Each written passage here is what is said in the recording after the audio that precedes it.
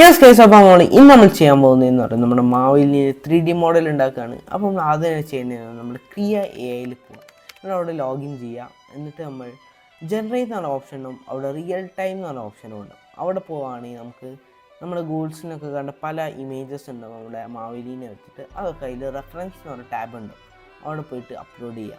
എന്നിട്ട് നമ്മൾ എന്ത് ചെയ്യുക, നമുക്ക് ഇഷ്ടമുള്ള ആ ഇമേജസ് ബന്ധപ്പെട്ടിട്ട് നമുക്ക് ടൈപ്പ് ചെയ്യുകയാണെങ്കിൽ നമുക്ക് റിയൽ ടൈമായിട്ട് നമുക്ക് ഇമേജസ് ഡെവലപ്പ് ആവും.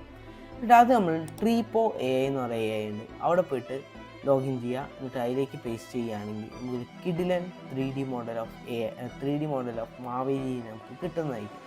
അപ്പോൾ ഇതൊക്കെയാണ് നമ്മൾ ഇന്നത്തെ വീഡിയോ എന്ന് പറയുമ്പോൾ. അപ്പോൾ എനിക്ക് കിട്ടിയ ഔട്ട്പുട്ട് എന്ന് പറയുന്നതാണ്. Okay, by.